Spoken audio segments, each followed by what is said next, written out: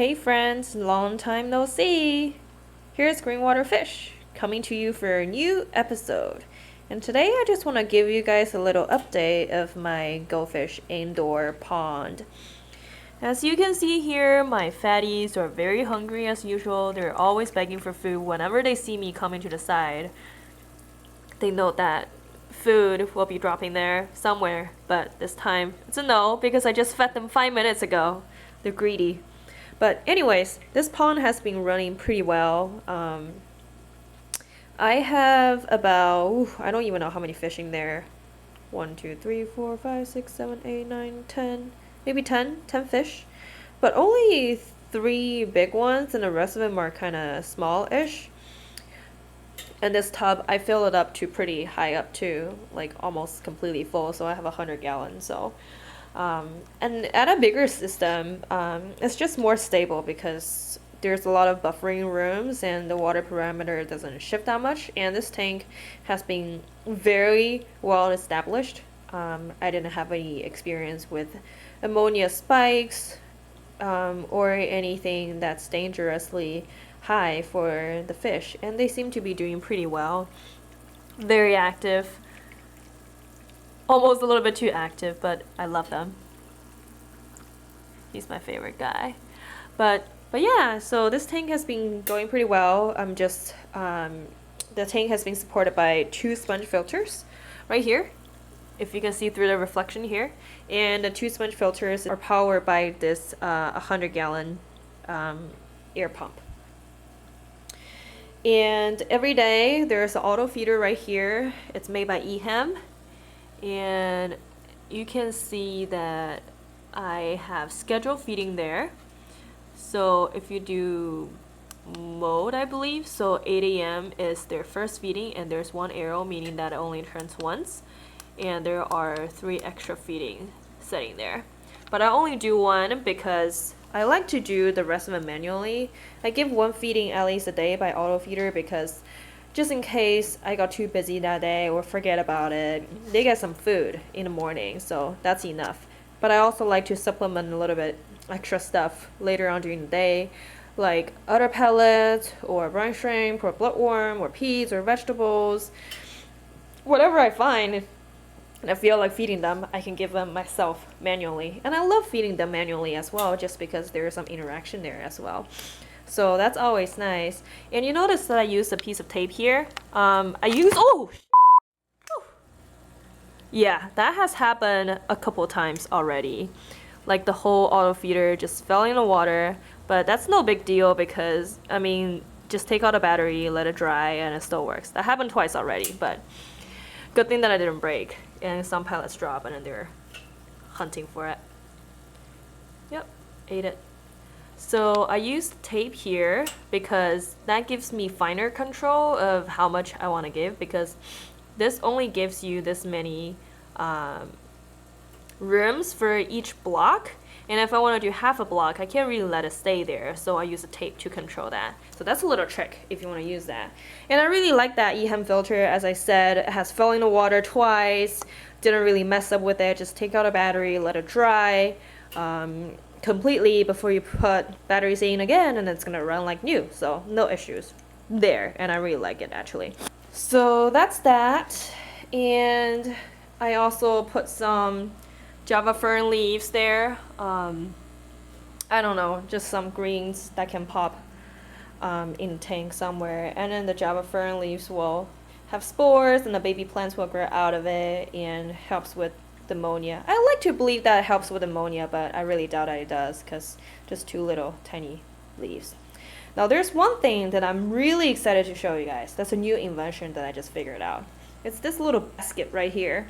So this is just a container that I found from a dollar store. It's literally just $1. It has openings on the side, all 4 sides.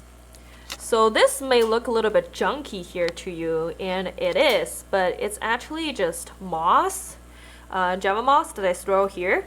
Because Java moss is so light, it floats in the water, and this basket can flow in the water as well. And actually it's pretty nice because it just stays up. And by the nature of this tank, because this tub, I just leave it on the water. I don't elevate it from anywhere. So water changes is purely done by the water pump that I showed you guys a while ago.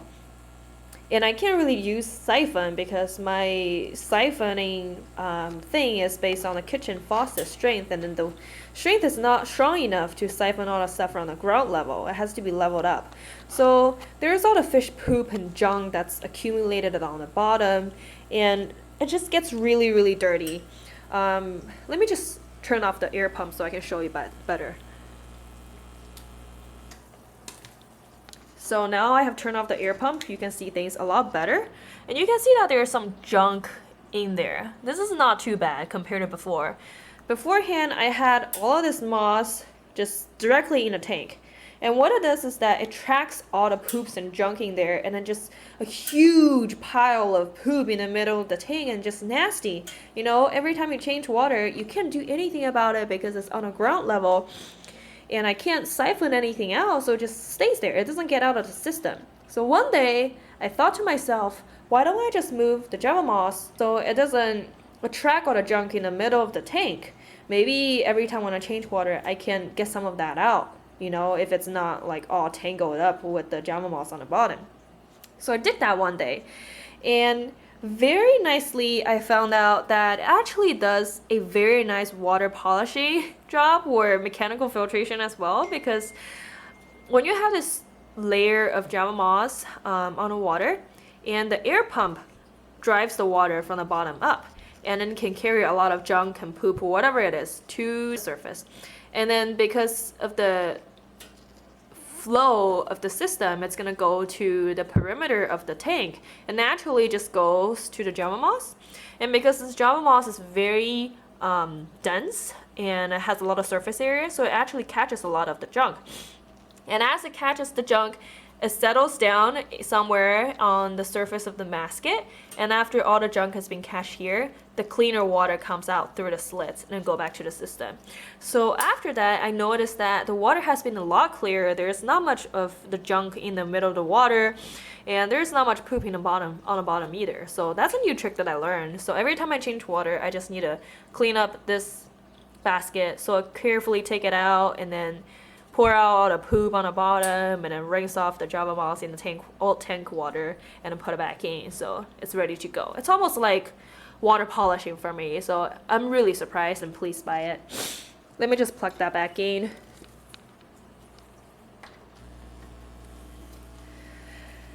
But yeah, so this is a quick update of this indoor pond. My goldfish are doing very well. Yeah, I'm thinking about doing a Q&A session next. What do you guys think? I feel like I haven't done that for a long time. So if you have any burning questions, just leave it in the comment box below, and I'll try my best to answer your question in the next or in the future videos. I don't know when I'm going to post that, but I'll make sure to work on it very soon.